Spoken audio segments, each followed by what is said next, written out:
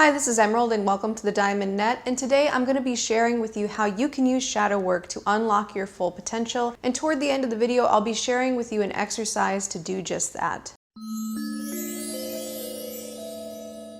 Okay, so before we dive into the exercise that you can use to unlock your full potential with shadow work, I want to tell you a little bit about the shadow and what shadow work is first. So the shadow in a nutshell is like our psychological blind spot where we relegate parts of ourselves to forget about them. And there tends to be 4 different reasons why we do this. We do this either to preserve an identity, to preserve a worldview, to cope with trauma, or to cope with unmet needs. So in any of these cases, what we do is we fragment our personality and we split off part of ourself and relegate it to the shadow, where we go totally unconscious to it. Now, what shadow work is where we can use processes to bring those parts of the self out of the shadow and to reincorporate them or reintegrate them with the conscious personality. And when it comes to unlocking your full potential, something that's very important to keep in mind about the shadow and shadow work is that when we push something away and put it in the shadow, it isn't like we've taken just one singular quality and pushed it away from ourselves.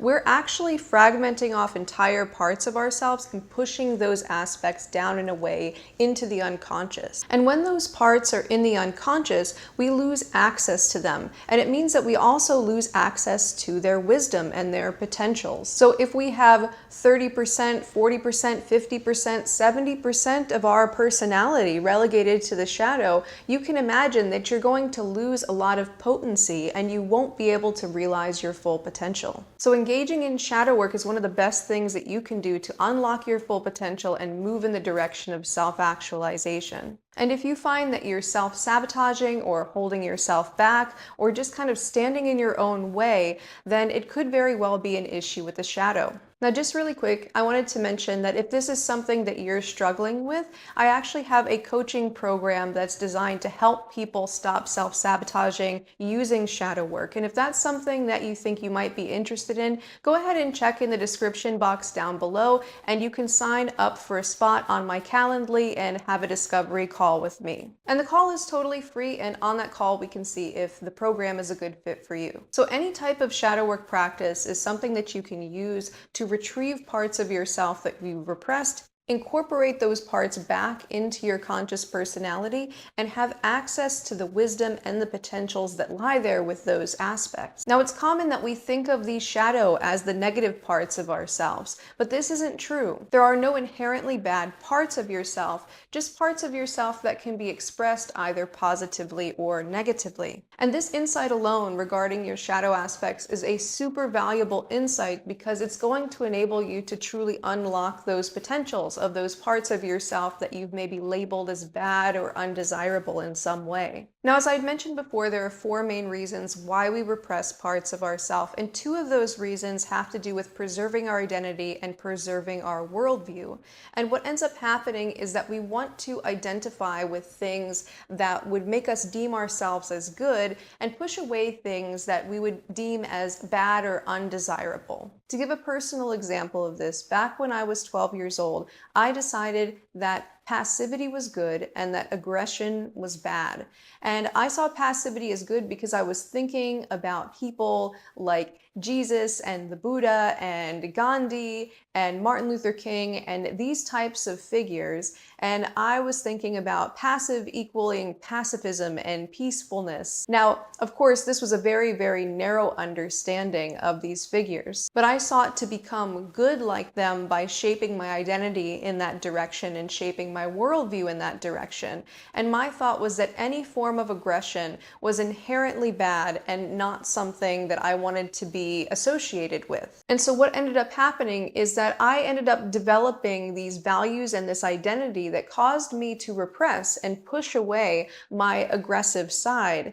Now, in this aggressive side of mine, it was a lot of different qualities that were really quite positive. So things like the ability to set my own boundaries, things like the ability to stand up for myself, things like my ability to even notice my own anger and respond to my own anger. But because I saw those things as an unquestioned bad, I ended up pushing away those qualities, and I had to lean very strongly into the opposite polarity. And of course, I had all sorts of different shadowy expressions of aggression coming out in ways that I was not conscious of. And this is exactly the type of thing that happens when we end up with a very black and white view of what's good and what's bad. But over the years, I was able to shift my perspective and to see that aggression is not inherently bad. There are positive and negative expressions of aggression, and there are positive and negative expressions of passivity. And in my current ability to hold space for both ends of the spectrum, I'm able to access tools from either end of that spectrum and end up with expressions that are greater than one or the other of those polarities. Another example of this that I'm currently still working through is at some point in time in my childhood, I started to view shelteredness as an unquestioned bad and worldliness as an unquestioned good. And in a sense, shelteredness does have a negative connotation. And so the word itself is kind of negative. But ultimately, that word is just a label that I'm using to refer to so many of my different personality qualities.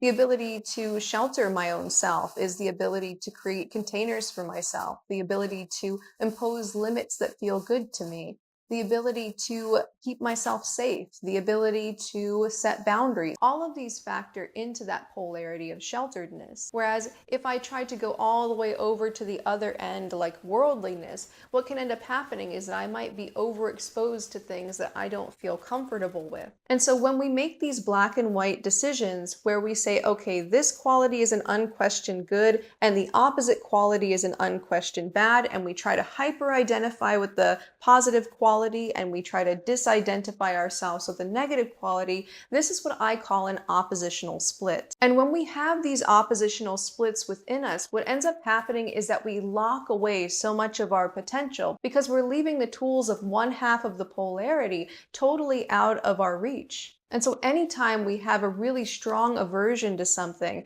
this is something that we can home in on and that we can work with, and that we can start to reintegrate some of those positive qualities from the more exalted positive expressions of those so-called negative qualities. So regarding oppositional splits, you want to think about it a bit like this. Let's say that you have two different boxes, and these boxes are filled with qualities of yourself and aspects of your personality. And let's say one box is labeled as good and the other box is labeled as bad. And when we label the boxes this way, what ends up happening is we try to push away the bad box and we try to hyper-identify with things in the good box. Now, we might have different qualities that we ascribe goodness and badness to, or desirability or undesirability to. For example, if I have a box of my personality qualities and I have this one labeled as strong and the other box is labeled as weak, I might be like, oh, of course I don't want to be weak. Let me push this box of myself away so that I can just be strong to the exclusion of weakness. But the problem here is that these labels aren't really accurate because we're mislabeling parts of ourselves as strong and weak or good and bad,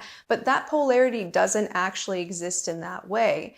And we can actually relabel those boxes with different labels. So for example, like weakness might imply, let's say, something more positive, like being able to be vulnerable, being able to be open, being able to let go and surrender and be soft. All of these positive qualities can come in that box that's labeled with this negative label of weakness. Whereas if I have a box labeled strength, I might think about that as a positive quality, but within the box labeled strength, I could have all sorts of negative things like rigidity or inflexibility. So the words that we use to describe these positive and negative qualities, or even thinking about these as positive and negative qualities, what ends up happening is that we end up pushing away so much of our potential because we are thinking about these boxes of ourselves as one is positive and the other is negative, when in reality, both of these boxes contain positive and negative expression. And so what we want to do when we have these oppositional splits is we want to actually take these positive and negative labels off and find the most exalted expressions of the thing that we've been labeling as negative. So for example, weakness can get reframed as vulnerability and openness and sensitivity. Or something like, let's say if I judge myself as being aggressive, that can be something like being brave or, being strong. Or if I judge myself or others as being sheltered, I can see the exalted form of that as being, let's say, imposing limitations that feel good, opposing boundaries, having the ability to know our own limits. Or let's say if I take something that's like a negative expression, like let's say lying or dishonesty, I can look and see what the more neutral expression of that is and find the more exalted version of the neutral version. So if I say, okay, this box is labeled honesty and this other box is labeled dishonesty, it would seem right away that we want to kind of go like, oh no, this is a virtue and that's a vice, so we want to push that away. But we can look at dishonesty in a more neutral way, and the more neutral way of looking at dishonesty might be something like opacity. And instead of labeling the boxes as honesty and dishonesty, we can label them with more neutral labels like transparency and opacity. And so we can think about the most exalted expression of opacity, which is the ability to respect our own privacy, the ability to like hold back parts of ourselves that we don't necessarily feel comfortable sharing with other people. Because if we have a polarization all the way over into honesty, in the most negative expressions of that, we can end up being in a situation where we over-explain ourselves because we feel like we have to be super transparent in order to be good. So instead of having a negative expression like lying and deceit, it can be a very positive expression like the ability to set boundaries on what we feel comfortable sharing. And again, when you're able to hold space for both sides of a particular polarity and to drop resistance to both sides because you've found the exalted expression of both sides, then you don't have to push away parts of yourself in order to remain good in your own eyes. And this, of course, will give you access to all sorts of different potentials that you've been leaving off of the table. Okay, so here's the exercise that I mentioned at the beginning of the video. And what I recommend is to get out a piece of notebook paper, and you'll want to write down qualities that when you see another person expressing them, maybe you have a judgment or aversion to that person, or if you find yourself expressing those qualities or feel like other people feel like you're expressing those qualities, that you might have a strong aversion to them. And then what you also want to do is to write down the opposite positive polarity that you identify strongly with. And the next step is to conceptualize of these as two different boxes full of your personality qualities and parts of yourself. And in one of the boxes is the positive polarity, and in the other boxes is the negative polarity in terms of the way that you assess these qualities. And then what you want to do is you want to take the assumed positive quality and to list out any of the negative expressions of that quality so that you can recognize that that quality isn't an unquestioned good. And then on the opposite side of that, you want to take the negative polarity, the one that you assume to be negative,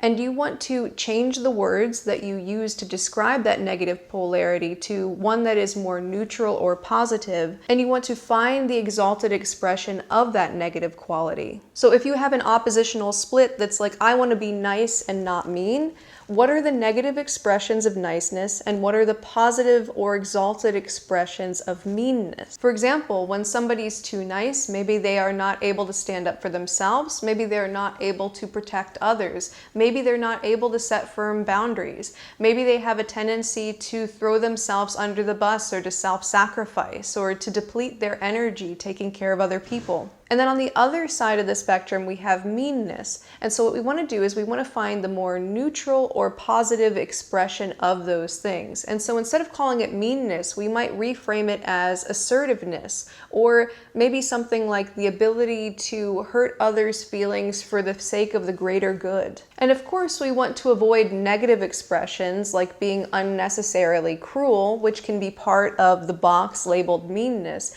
But we can also see that there are positive expressions there. So positive expressions of meanness might be something like assertiveness, the ability to set our own boundaries, the ability to, let's say, focus on ourselves when we need to, instead of feeling like we always have to help other people and, pouring from an empty cup. And maybe the ability to be sharp with others and to put the ball back in their court, or even a willingness to be seen as the bad guy for the sake of the greater good. So each of the assumed positive and negative polarities that you've written down, you want to find the negative in the positive and the positive in the negative. And moreover, you want to see how either side of those polarities work together to create something that is greater than the expression of either of those two parts. And when you do this, this enables you to access the full range of potentials and the full range of tools across every single spectrum that we might label as positive and negative. And this enables you to unlock your potential in an exponential way. So it isn't even just additive in the sense that, oh, if I incorporate in those things that I've considered negative, then I'm going to be adding those potentials in. It's almost a multiplying factor because we end up having this sacred marriage between these two polarities that creates something similar to, different from, and greater than either of those two polarities. And as you open up and allow more room for nuance and you're able to incorporate both sides of each polarity along any spectrum, this will enable you to access more and more of your potential, and you're less likely to hold yourself back from things you really genuinely want. And this practice of writing these things down on the piece of paper is just the beginning. What you ultimately want to do is you want to broaden out your identity and broaden out your worldview in such a way where you can hold space for all parts of yourself, and to drop judgment and to drop shame so that you can become whole in yourself. Okay, so that's it for the exercise. Now, if you're somebody who's holding yourself back from your full potential and you feel like you're really struggling with yourself and self-sabotaging, then you might consider signing up for a free discovery call with me to see if my coaching program, Shadow Work Coaching for Self-Sabotage, is a good fit for you. And so that's down in the description box and in the comments. And until next time, keep becoming more you.